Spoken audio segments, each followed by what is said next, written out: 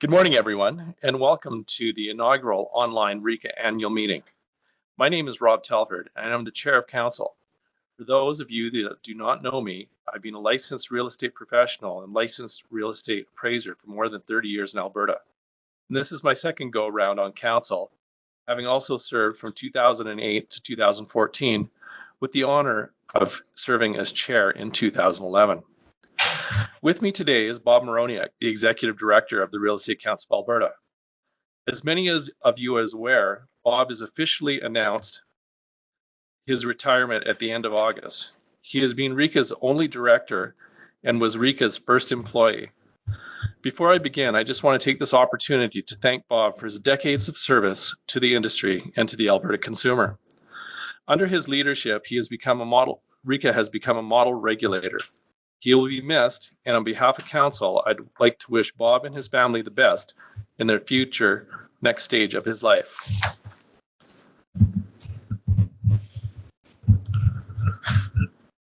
Welcome everyone for tuning in. The most important part of a well-regulated, prosperous professional industry are the industry members themselves. The professionalism and work they put in and day out to serve their clients and promote the integrity of the industry builds consumer trust. More than a decade ago, RECA held in-person annual meetings. These meetings served as a way for RECA stakeholders to meet, discuss, and provide feedback to Council. As Alberta's population and the number of licensed professionals grew, these meetings became less feasible.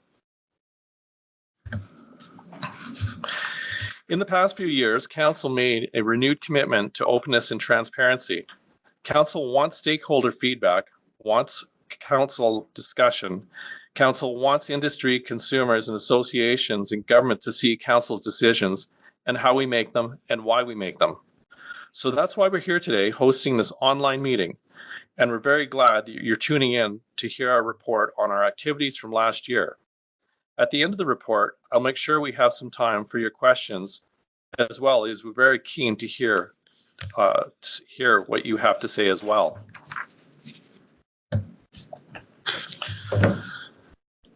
These are the broad topics we'll be covering this morning.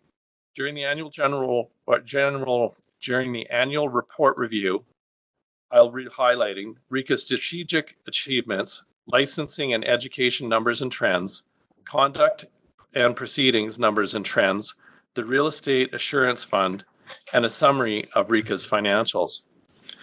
After we cover the annual report, I will briefly discuss some of the current issues in our industries and what RECA is doing to tackle these issues and where things stand now. These issues include condominium manager licensing, new mortgage broker rules, brokerage advertising, RMS consultation, Section 76 review, cannabis, and radon. At any time during the presentation, if you'd like to make a comment or ask a question, you can enter it into the Q&A function in the webinar software. If you don't see it on the right-hand side of your screen, you can open it by clicking the button with the three dots at the bottom of your screen and selecting Q&A. RECA staff are monitoring these questions and comments and will pass them to me to answer at the end of the presentation.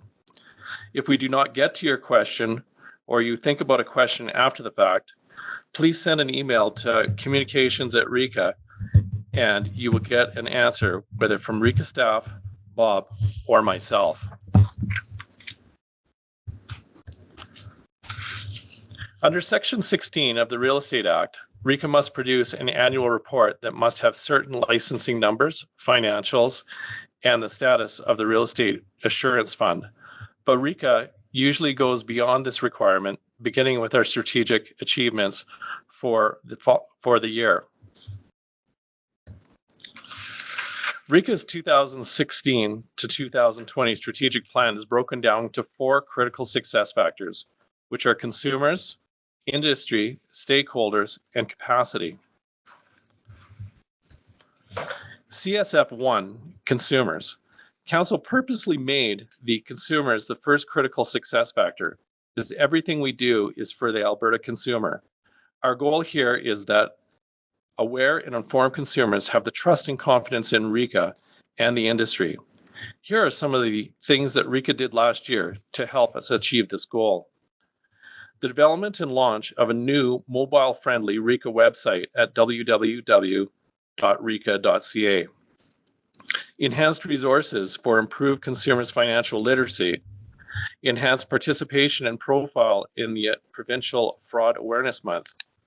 Completed RECA's biannual consumer focus group to assess awareness of RECA.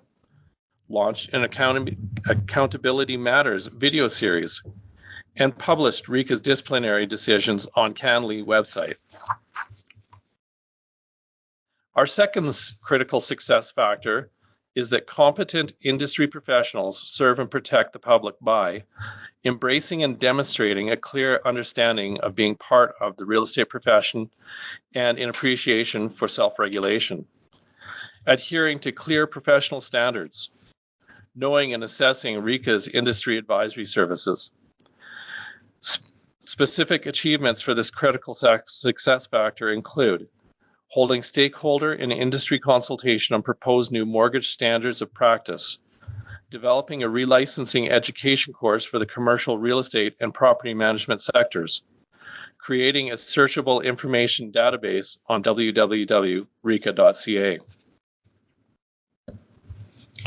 Our third critical success factor that government, stakeholder associations, and industry colleagues will understand that RECA promotes positive relationship and is open, transparent, responsive governing body for real estate professionals in Alberta.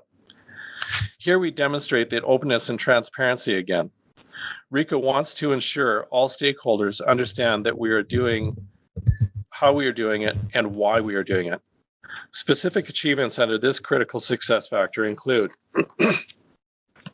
working with the Alberta Real Estate Association At-Risk Commissions Group to propose changes to Real Estate Act Rules number 96 and 97. These changes were approved by Council in January 2019 and are currently in force. For those who are interested, I encourage you to read the information bulletin on this on RECA's website. RECA undertook roles with national regulatory bodies, the Real Estate Regulators of Canada, the Mortgage Brokers Regulators Council of Canada, and collaborated to address the regulatory issues and develop common occupational and practice standards. Council approved a new diversity policy and made amendments to the Real Estate Act bylaws regarding the appointment of certain council members, updated the council terms of reference, and updated the position descriptions for council members and the chair of council. These seem like a lot of council administration work, but these are also core to council's commitment to openness and transparency. Publicly available documents outlining council's role and the policies it must follow and how council members are chosen are important things for self-regulatory body to have out in the open. Further to this, RECA started publishing council meeting minutes and agendas, a hearing schedule, and made amendments to the disciplinary decision publication guidelines as part of our continuous openness and transparency policy.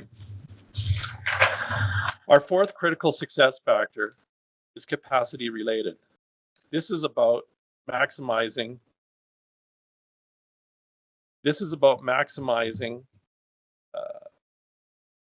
RECA's capacity to achieve its 2020 vision by establishing an appropriate regulatory framework, policies and procedures, and prudent financial plan, and developing the internal and external human resources.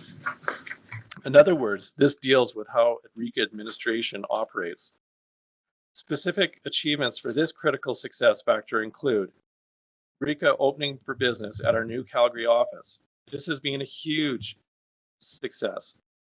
I'm sitting in the new building right now, and it's a fantastic space. Significant organizational changes include a new strategic initiatives and external relations department, centralized regulatory functions on the Office of the Registrar, and RECA Education is now its own department. RECA hired Downey Norris and Associates to do an extensive audit of RECA communications, both internal and external. Some of you listening may have had taken part in this audit. It concluded that RECA was doing a great job of communicating with its stakeholders and made a number of recommendations, including communications unit taking on more of a strategic role at RECA and the expansion of our communications resources. RECA did a lot of work in advance of its information technology strategy by enhancing network security.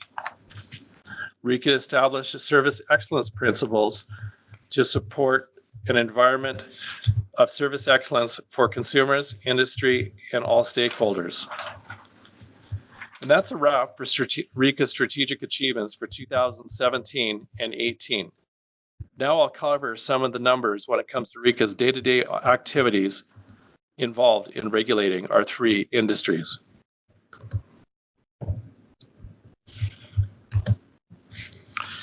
These licensing stats are September 30th, 2018. As you can see, the numbers in two of our industries are close to 1,000 mark for real estate brokerages and 350 for mortgage brokerages. This has been consistent for several years. The industry as a whole has been remarkably consistent in terms of the numbers through the economic downturn, with around 15,000 total licensed professionals in our province. The only industry where we've seen a slight downward trend is the real estate appraisal. In 2008, we had approximately 800 professionals, and today our numbers show 625. This is a 20% drop, but has plateaued over the last 2 years, which is encouraging.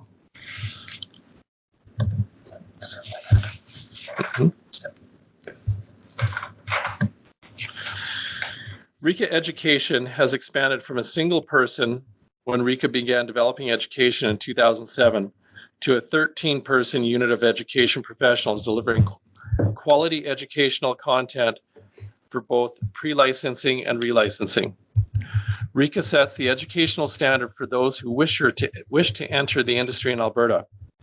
This slide reflects how many people are interested in joining the industry and who are in process of joining the industry. RECA also sets the education standards required for entering the industry and remaining in the industry, and is always updating courses to be accurate and relevant in today's industry professionals. In fact, RECA launched 2 new courses in the last 2 weeks: the new Practice of Commercial Real Estate course and the Real Estate Update 2019 Real Estate Brokers course.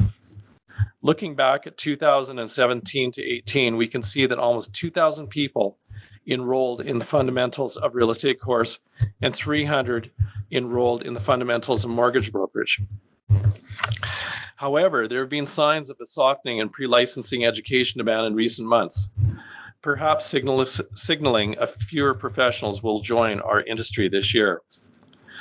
Also of note is that since RECA adopted the new license model for real estate and allowed authorizations in particular industries, the practice of real estate, residential of real estate, continues to outpace the other sectors.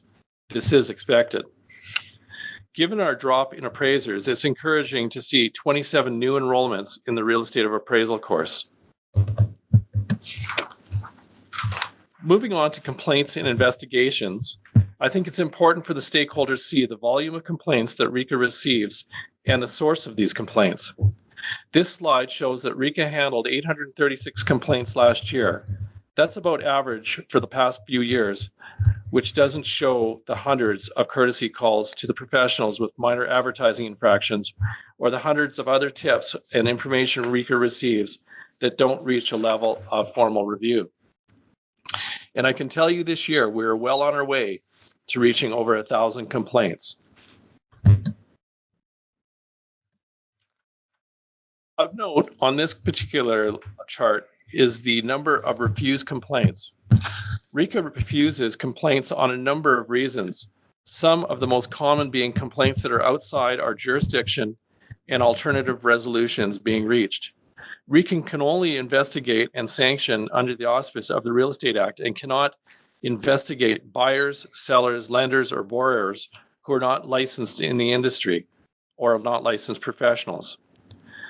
And if complaints can be resolved by the parties involved without RECA's intervention, then everybody wins.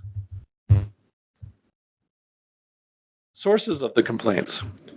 This next slide identifies who RECA receives the complaints from.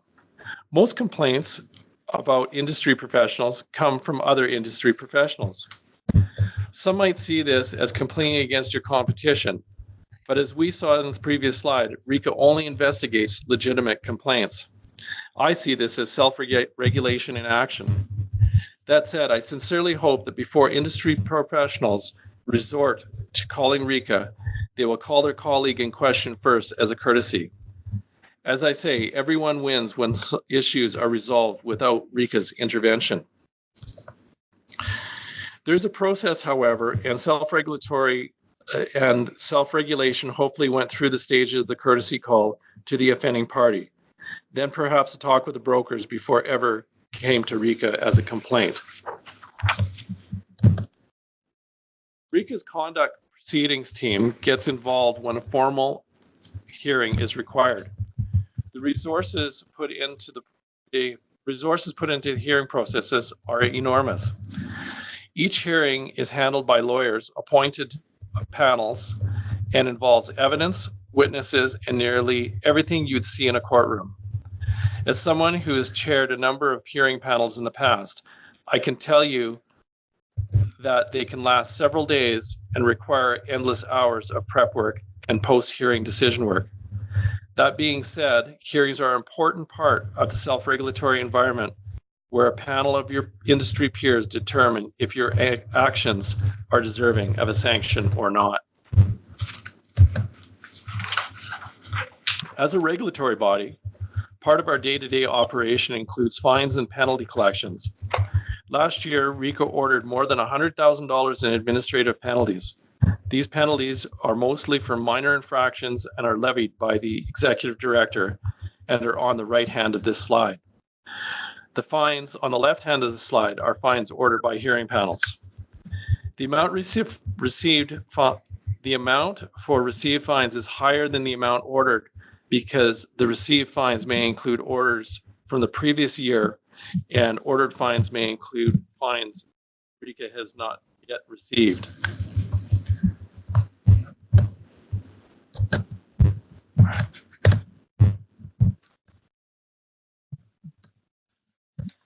Of the hearings we've held, here's a breakdown of how the files were closed. Something of note is that on this slide are the appeals. The ability to appeal penalties is built right into the Act, and yes, people exercise that right often, sometimes resulting in an entirely separate hearing called an appeal panel. RECA always strives for a fair judgment based on facts. RECA has a trust assurance and practice review team that visits brokerages and audits their documents and trust accounts. Last year, they completed 342 practice reviews, which is more than one review per business day. This ensures consumers are receiving the professional treatment required of their industry professional and their brokerage. If you think about the volume of paperwork at your brokerage or business, you can imagine what a task auditing that paperwork is. Managing the real estate assurance fund is a very important part of what RECA does. It has a huge benefit to consumers who work with licensed professionals because the fund protects them. Consumers can apply to the fund to receive compensation if they suffer a financial loss due to fraud or breach of trust by a licensed industry professional. Every licensed real estate and mortgage professional pays into the fund when they join the industry. As you can see, we've paid out almost $3 million from the fund since it started in 1995, $1.5 million since RECA started administering the fund in 1996, and almost $700,000 from the fund last year alone. That nearly $700,000 is a big jump, as you can see in this slide. Most instances where there are big payouts in a particular year stem from a single event. For example, when a property manager takes money held in trust for large complexes, or when a large fraud scheme is uncovered. Administering this fund is a lot of work, and RECA is obligated by law to keep the fund at certain levels. The industry can do its part in avoiding additional insurance fund levies by taking self-regulation seriously and reporting conduct deserving a sanction to the broker or RECA as soon as they encounter it. I won't go into a lot of detail here because these financials are available on RECA's website. But as you can see, RECA runs a multi-billion-dollar organization that regulates a complex industry. Through careful management, RECA has not raised license fees in several years and even lowered the fees back in 2010. RECA strives to set a fee that covers what needs to be done in the interest of protecting the consumers and offering services that enhance the business of the industry professionals. Nothing more, nothing less. Now that we've covered the annual report, I'd like to get into some of the more current work that is going on at RECA. The condominium management licensing project is almost 5 years in the making. Back in 2014, the then Minister of Service Alberta informed RECA that under the Condominium Property Amendment Act, RECA would be responsible for educating, licensing, and regulating condominium managers in Alberta. 2 changes in governments later, everything is finally in place for RECA to enter the home stretch, which means RECA could have condominium manager licensing in place by 2020 to 2021. RECA did consultations in 2014 to get feedback on the regulatory model. We did 9 town halls across the province, public survey, collected feedback from condo owners, managers, and corporations. RECA also formed a public committee, the Condominium Management Implementation Advisory Committee. All consultations flowed through that committee to Council. After consultations, Council approved a regulatory model that will follow the existing model for real estate and mortgage brokers. There will be condominium management brokers, brokerages, brokers, and associates. And the condominium managers will be required to take pre-licensing and relicensing courses. In December 2018, Service Alberta unveiled the last regulations for the Condominium Property Amendment Act, which sets the stage for RECA to license condominium managers in 2020. At the last RECA general meeting, Council approved a recommendation to Service Alberta that employees of condo management companies be exempt from licensing requirements, much the same as employees of property management companies that are exempt when acting on behalf of the brokerage. RECA is currently working on phase 2 of the condominium management implementation, which includes the development of standards of conduct for condominium managers. I can tell you that the Condominium Management Implementation Advisory Committee will meet in the last week of May to review the standards of conduct and work towards a recommendation to Council that it will undertake public consultation on these standards and conduct. So you can look for that consultation this summer or fall and provide your feedback. Another possible change coming out of the rollout of the new mortgage broker standards of practice. As some of you may recall, RECA did consultations about the proposed changes last year. Based on what we heard, RECA drafted new standards of practice and mandatory form content. These updated standards relate to material risk and suitability disclosures, identity verification, representation of relationships, and private lending and syndicated mortgages.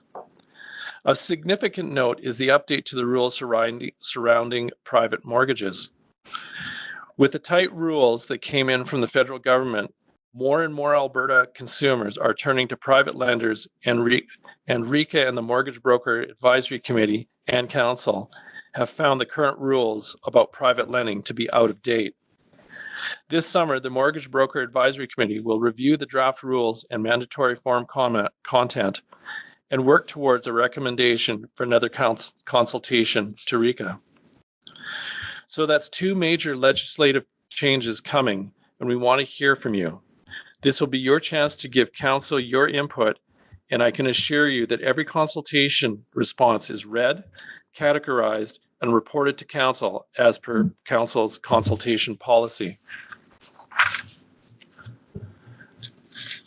We are now 6 months away from the new advertising clarifications coming into effect. Broadly, for those of you who have not seen these, as of October 1, 2019, all advertisements must have the brokerage name of similar size adjacent to other identifiers in the advertisement. Also, team advertisements must contain the licensed name of at least one team member, and the teams are prohibited from using certain terms in their team name that might mislead consumers into thinking the team is a brokerage. After all, consumers hire your brokerage. They do not hire your team or you individually. The legal liability in the client relationship is with the brokerage. And let me be clear, these are not new advertising standards. These are clarifications of the existing rule that ensures those in real estate and mortgage industries must advertise using the name of the brokerage. RECA has a lot of resources and information for industry professionals on its website. In particular, I want to acknowledge the complexities of advertising, particularly online, through social media. RECA has created sources for this as well, so I encourage all industry members to check out RECA.ca for the latest guidance. Remember that at the end, ensure you follow the principle. You do not need to get too far in the weeds on this. All advertising must go through the brokerage. All advertising is brokerage advertising. The broker is responsible for all advertising brokerage or brokerage advertising. The first step for your ads is to talk to your broker. Follow the principle. Is the brokerage name similar in size and adjacent to the other identifiers? Does my team name use a prohibited word? Ask yourself these questions and it'll become evident whether or not your advertising is compliant.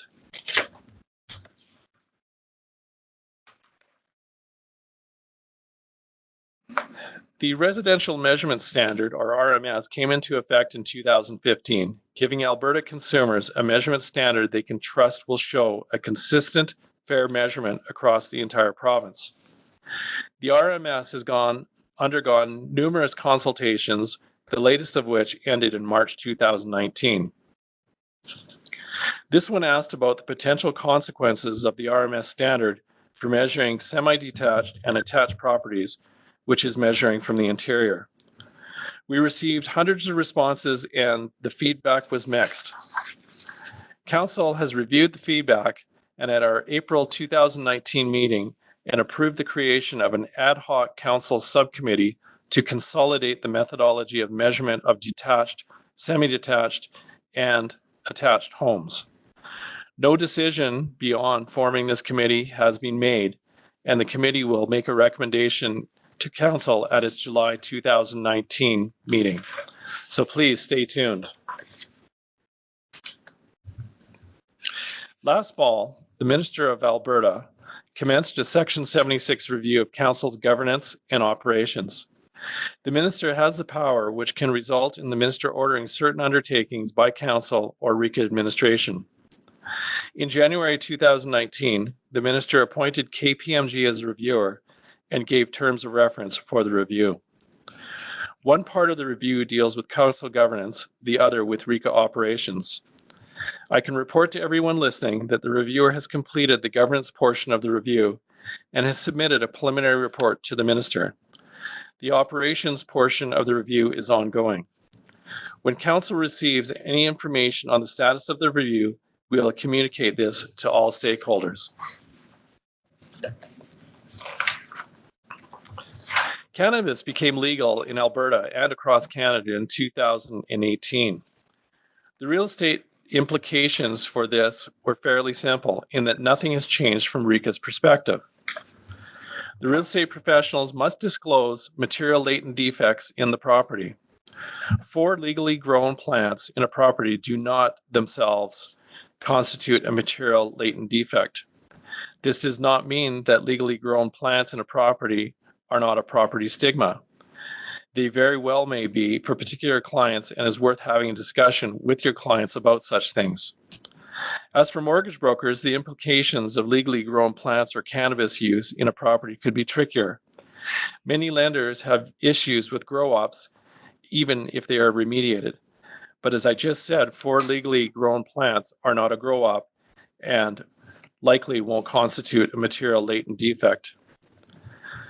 Again, this highlights the importance of a frank and open discussions with clients before offers are made or mortgage applications are sent. More information about cannabis is featured in this year's real estate relicensing course for all real estate professionals, which is mandatory for real estate professionals and optional for mortgage professionals. Another issue that has been identified is radon. Due to Alberta's unique geology, we have some of the highest radon levels in North America. Radon is a radioactive gas that is naturally released from the earth and can get trapped in our well-sealed modern homes and potentially cause cancer on the long term.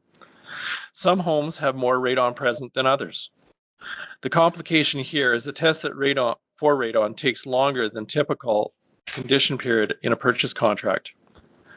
RECA's stance is to discuss this with your clients ahead of time. You may advise sellers to conduct a test for radon prior to listing and have the results ready for buyers.